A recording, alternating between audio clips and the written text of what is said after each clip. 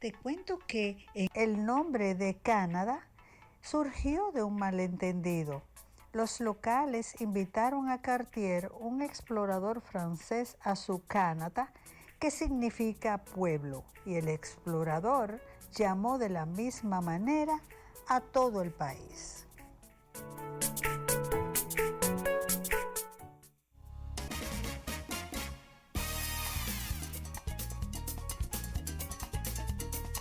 Pues tenemos la fortuna hoy de recibir a Ferran Calatayud Ventura, quien es CEO de Broward International University Inc. de Miami. Y él, como cada vez que viene, siempre nos trae información interesante. Hora de té se viste de gala porque trae eh, personas del más alto nivel a buscar, a entregar su saber como revista de noticias, variedades y educativa, que es uno de los eh, trabajos que necesitamos en todo el mundo mundial. Ferran, bienvenido a Hora de Té. Bien hallado, muchas gracias. La verdad que con introducciones así uno se siente elogiado. Muchísimas gracias, Ana Mirta. Es un placer para mí estar contigo aquí hoy de nuevo y poder hablar de algo tan importante. Bueno, la verdad es que el tema que nos ocupa hoy, el síndrome del impostor, es casi una pandemia. A veces creo que todos en algún momento nos hemos sentido impostores sin serlo. Y creo que es oportuno que nos cuente de qué se trata el síndrome del impostor. A ver, yo creo lo primero, claro, tú has dicho algo que es una verdad como un templo, y es que se tiene niveles pandémicos. O sea, se estima que el 70% de los profesionales en algún momento han sentido esta sensación del síndrome del impostor o han sufrido del síndrome del impostor. Entonces, al final, ¿de qué se trata? Esto es un fenómeno psicológico que básicamente pues, afecta a personas que han sido o son altamente competentes y que ese nivel de exigencia y a pesar de sus logros, en los retos futuros se sienten inseguros porque pueden percibir que si fracasan, serán percibidos como un fraude, como una persona que llegó donde no tenía que llegar o que no tiene los requerimientos que tiene que tener su posición. Entonces, ¿por qué es tan grave? Porque es gente que ha perdido de vista lo que realmente ha sido capaz de hacer con su propio trabajo y la ansiedad de los problemas futuros o la ansiedad de no poder estar al mismo nivel que han estado siempre, los llevan a pensar o a identificarse como una persona que es un fracaso y que no está en una posición donde debería estar.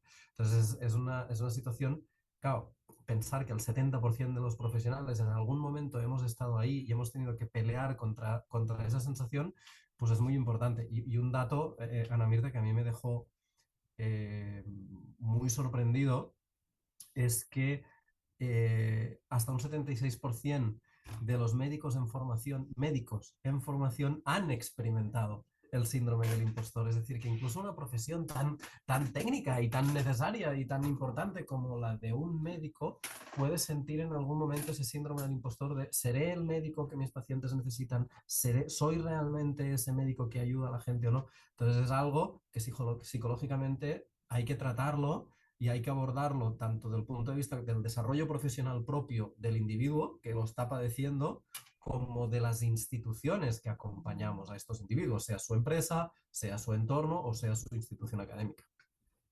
Ya, ¿cómo ustedes lo abordan? O sea, yo quiero que tú le expliques a los amigos televidentes cómo va el síndrome del impostor, cuándo empieza, cuál es la base y si la universidad, o sea, ese proceso académico que ustedes tienen, dentro de su pensum, ustedes abordan esos temas psicológicos. Sí, el inicio del síndrome del impostor sobre todo sucede en gente que evoluciona muy rápido en su carrera profesional. ¿Vale? Porque enseguida, siempre digo lo mismo, mi abuela era una persona muy sabia y siempre me decía, no hay que quemar etapas, ¿no? Entonces, cuando tenemos a gente que crece, se desarrolla profesionalmente de forma muy rápida, de repente sienten que han llegado a una posición donde quizá no se sienten preparados para estar. Y eso genera una inseguridad y un miedo al fracaso que hace que tomen decisiones. Al principio son pequeñas, pero que vayan tomando decisiones que los puedan afectar. Una de las más graves, por ejemplo, de gente que asume roles de liderazgo es el hecho de no saber delegar por miedo a que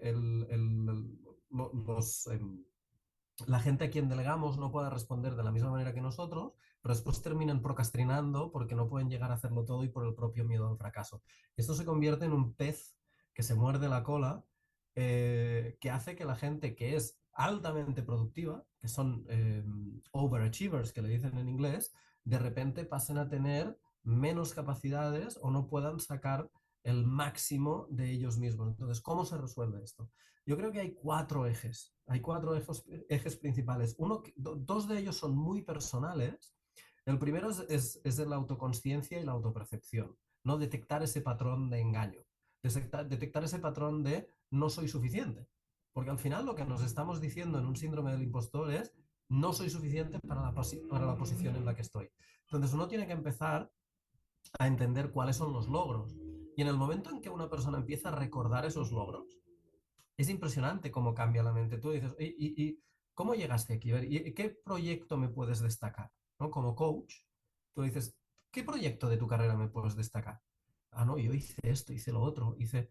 Ajá, y eso es importante. Sí, claro, es importante. Y posteriormente, ¿qué otro logro podrías? Y cuando empiezas a recordarles los logros, se dan cuenta que están donde están por mérito propio y que realmente lo merecen. Y eso cambia completamente la percepción. Entonces hay un punto de autoconsciencia y de autopercepción que uno tiene que poder trabajar. No todos tenemos un coach a mano permanentemente o un terapeuta o alguien que nos pueda recordar esos logros. Entonces cuando identificamos ese patrón de pensamiento, de insuficiencia o de miedo o de inseguridad, lo que tenemos que recordarnos es cuáles son las pequeñas acciones y los grandes logros y los pequeños logros que nos han traído donde estamos. Esto nos da la segunda pata que te decía que es muy personal también, que es la de la resiliencia. El síndrome del impostor nos afecta más fuerte cuando estamos en un momento de cambio, cuando estamos en un momento de adaptación, cuando estamos en un momento en el que tenemos un nuevo reto por delante. Es entonces que nos acordamos o que creemos que no somos suficientes. Cuando las cosas están estables, cuando las cosas están bien, por lo general no tenemos esa misma inseguridad porque tenemos las cosas pues, bajo control. Entonces, trabajar y entender que la resiliencia y el aprendizaje de los posibles errores que cometamos en una tarea nueva o en un emprendimiento nuevo son esenciales para seguir creciendo como profesionales, es algo también muy personal. Por lo tanto, desde el punto de vista de lo que yo puedo hacer, lo primero es la autoconciencia y la autopercepción de mis propios logros. Recordarme a mí mismo aquello que soy capaz de hacer o que he sido capaz de hacer. Lo siguiente es la resiliencia. Es, oiga, recordarme a mí mismo que los errores que he cometido en el pasado me han servido para crecer como profesional, que ya son cosas que no voy a repetir y que por lo tanto estoy en constante evolución. Y eso elimina por completo la percepción de insuficiencia. Estoy en desarrollo permanente. Entonces hay otros dos elementos que son muy importantes, que son externos, que son cosas que tenemos que trabajar con otras personas. Lo primero es la comunicación efectiva. Oiga, tenemos que aprender a aceptar los elogios. Y ahora te voy a poner un ejemplo. Tú al principio me decías, no, porque traemos gente muy importante, porque comparte esos pensamientos. Y yo estaba a punto de no aceptar el elogio, ¿no? Y estaba pensando en lo que íbamos a trabajar y digo, ostras, Ferran, no, tienes que Pero es verdad, aceptar. yo no he dicho nada que es mentira, claro Claro. está. Entonces, desde el punto de vista racional, yo tengo que ser capaz de aceptar el elogio y no justificar, no, me lo está diciendo por esto, me lo está diciendo. No, no, no. Hay que aceptar que a uno lo valoran por lo que es y hay que aceptar el elogio y hay que expresarlo con normalidad. Y la otra es la colaboración y el apoyo.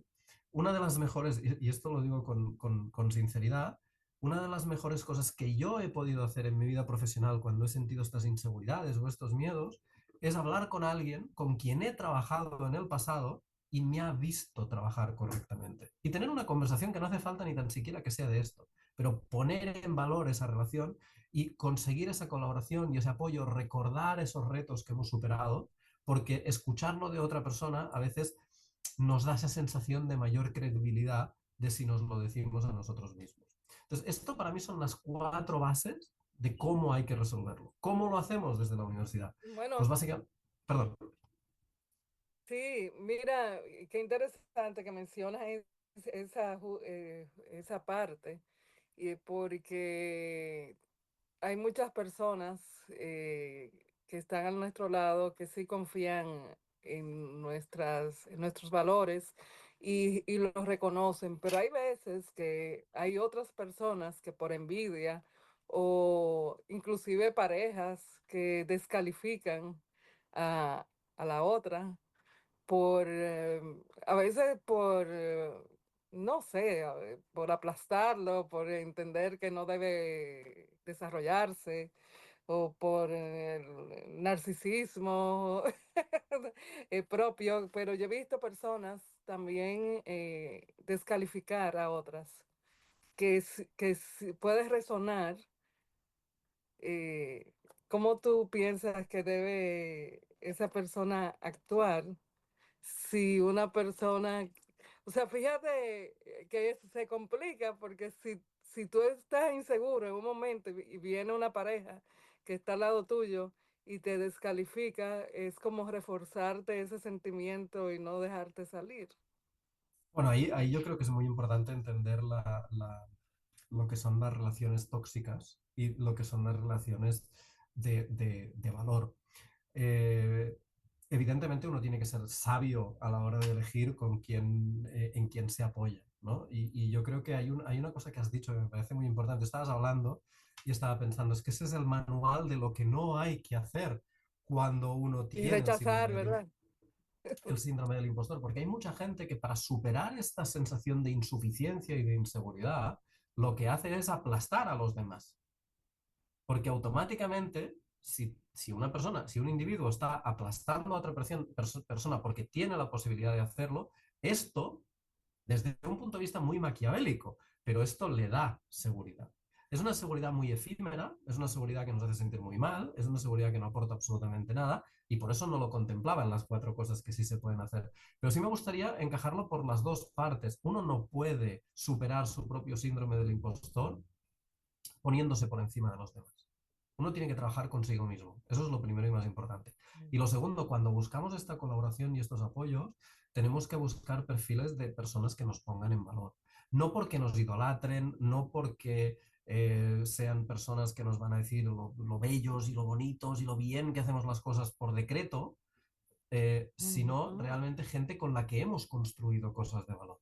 Gente que nos ha visto superar adversidades y que nos recuerde esa superación de esas adversidades cuando nosotros no estamos siendo capaces de verlo.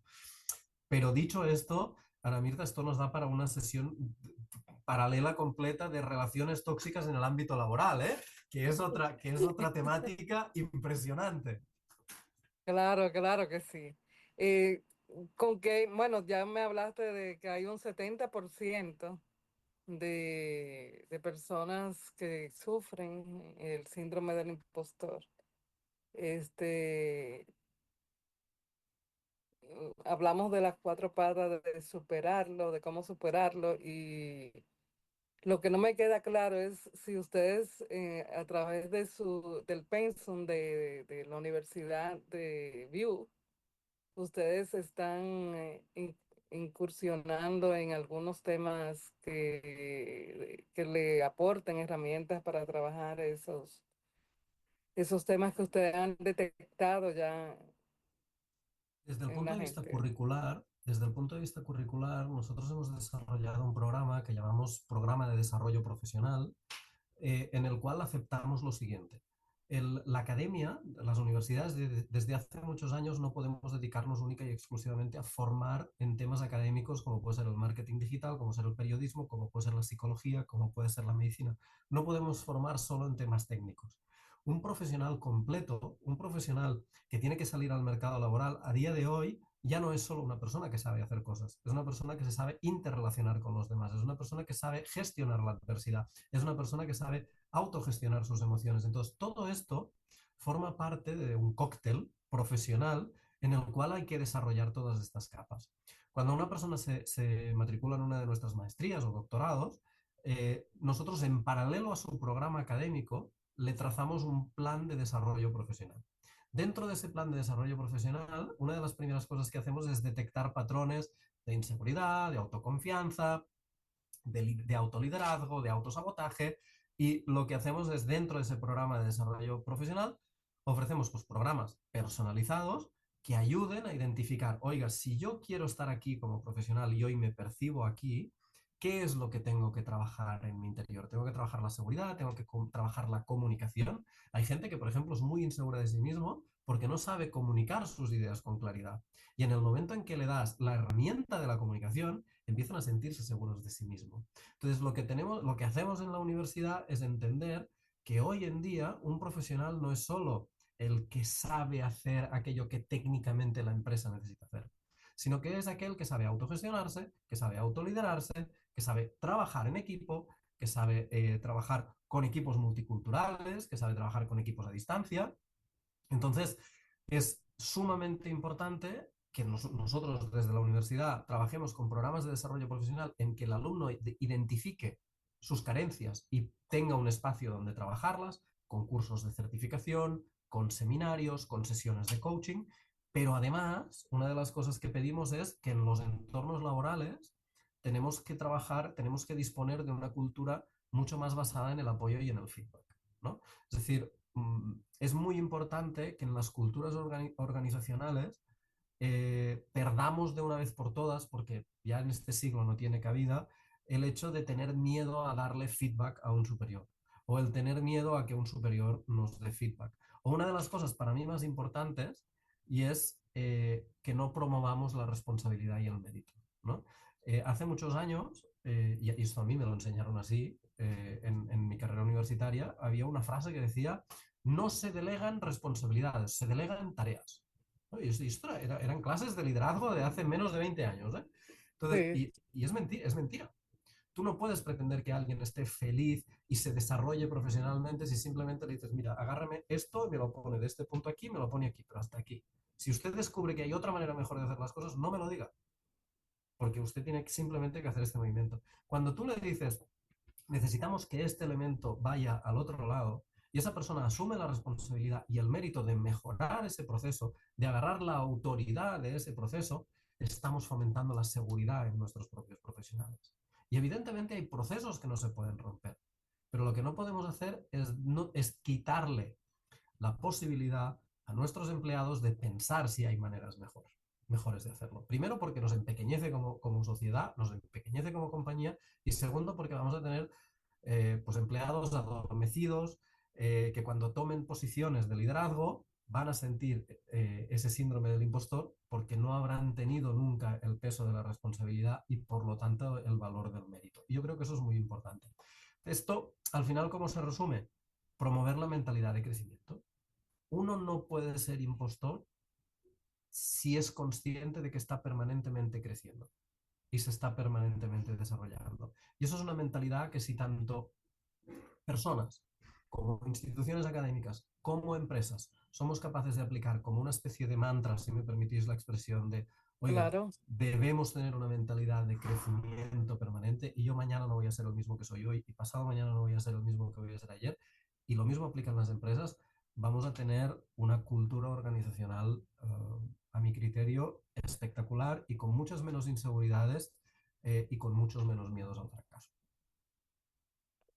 Esos miedos a veces, yo creo que ahí reside un poco uno de los problemas mayores, o sea, el cómo vencer esos miedos que muchas veces pasan de generación en generación. Como bien lo decías hace un rato, o sea, hace menos de 20 años se pensaba que se delegaban tareas, no responsabilidades, fue que Claro, dijiste, sin darnos cuenta también que la falla de uno, o sea, es como, no, debemos de ser más unidos y más colaboradores en vez de competidores. Porque la idea es que si se hace un efecto dominó, cuando uno falla, falla todo. totalmente, totalmente. ¿Qué maestrías y carreras tienen ustedes en la universidad? Nosotros actualmente estamos trabajando 3 áreas específicas de maestría: negocios, donde tenemos más de 15 especializaciones, desde marketing digital, pasando por project management o gestión de empresas de salud o gestión de empresas deportivas, pero siempre desde una visión global, holística, que la llaman, de gestión completa del negocio, un MBA, una maestría en administración de negocios. En segundo lugar, tenemos unas maestrías en educación virtual, donde básicamente lo que hacemos es promover proyectos de transformación digital educativa en instituciones académicas. O sea, nuestra misión no es formar a nuevos docentes, sino agarrar a docentes ya experimentados y darles un desarrollo, un crecimiento profesional hacia todo lo que es el entorno digital. Nosotros sabemos que durante la pandemia los docentes se tuvieron que adaptar muy rápido, pero no necesariamente se les dieron las herramientas y se les explicó cómo funcionaban esas herramientas y cómo cambian los modelos online a los modelos presenciales. Y eso es lo que hacemos nosotros desde la maestría. Y la tercera, que es la que más impacto tiene sobre los jóvenes, es una maestría en ingeniería de software, donde lo que enseñamos es a liderar equipos de producción de software. ¿Sí? No enseñamos tanto a picar código, que es algo que se aprende prácticamente de forma autónoma, sino que lo que hacemos es explicar cómo liderar una empresa, cómo liderar un proyecto de producción de software de forma eficiente. Esto por lo que hace aparte a las maestrías. Y después tenemos 2 doctorados, de los cuales francamente estoy muy orgulloso. Un doctorado en negocios, que tiene una especialización en inteligencia artificial aplicada en los negocios y donde estamos teniendo proyectos absolutamente brillantes de nuestros alumnos. Y por otro lado, un doctorado en educación, donde tenemos una especialización de liderazgo educativo, donde justamente también estamos viendo cómo las nuevas tecnologías y sobre todo la neurociencia aplicada a la educación pueden cambiar de forma radical el panorama académico. Y esto pues evidentemente lo hacen los doctorandos con sus tesis y con sus proyectos dentro de nuestra universidad. Estas son un poco las áreas que tocamos ahora mismo. Mira qué interesante, especialmente lo de la inteligencia artificial, aunque todas las carreras que me has mencionado y las maestrías y doctorados son de avanzada e importante en esta época muy vertiginosa, que está muy rápido. Y yo quisiera que incluyeran el cómo defenderse también de todos esos avances, porque ahora mismo, o sea, como existe la luz, pues también la oscuridad se está apoderando de alguna manera de muchos de esas habilidades que está adquiriendo la gente, porque hay que ver las estafas y los engaños a través de los videos que están haciendo con la gente que yo vi el otro día que estaban hasta con personas hablando de personas que no estaban, que habían hackeado la voz y estaban en video. Mira, Entonces, ¿en qué vamos a creer? ¿Cómo identificar eso? Yo creo que hay que desarrollar algo de eso también. estoy absolutamente de acuerdo contigo y es más, yo me acuerdo de un simposio de inteligencia artificial que hicimos, una mesa redonda, perdón, de inteligencia artificial que hicimos, donde invitamos a periodistas, invitamos a actores del sector empresarial, del sector político, y una de las conclusiones a las que llegamos es que lo que nos asusta de la inteligencia artificial es el reflejo que hace de nuestra propia sociedad. Porque al final lo que aprende esa inteligencia artificial y en base a lo que actúa esa inteligencia artificial es lo que nosotros le damos. Entonces, lo preocupante es lo que tú dices, lo preocupante es el uso que se hace, ¿no? Lo preocupante Sí, es ese uso malévolo que se hace de una herramienta, pues como con tantas otras ha pasado en el pasado. Pero sí estoy de acuerdo que tenemos que enseñar a la sociedad a defenderse de los posibles ataques del uso de cualquier tecnología, no de la de inteligencia artificial. cualquiera, claro. Claro, y hay que seguir creciendo e investigando. ¿Cómo podemos contactarlo, Ferran? A usted, Pues a la universidad. a través de nuestra página web es la vía más fácil, es biu.us, por lo tanto biu.us de United States, y Ajá. ahí está toda la información y ahí tienen las vías de contacto para poder comunicarse con nosotros, tanto para los programas como para la curiosidad sobre el síndrome del impostor. Bueno, pues muchas gracias por haber participado en Hora de Té. Esperamos contar con su asistencia en una oportunidad no muy lejana. Así Como que siempre, encantado de compartir contigo y con tu audiencia y es un placer estar aquí con vosotros. Gracias. Bueno, pues ya ustedes saben, mis amigos televidentes, contacte a View que tiene mucha información, muchas maestrías, doctorados y está online, o sea que está a ley de un clic. Nos vemos en breve y gracias, gracias, gracias por estar, señor director. Vámonos a pausa.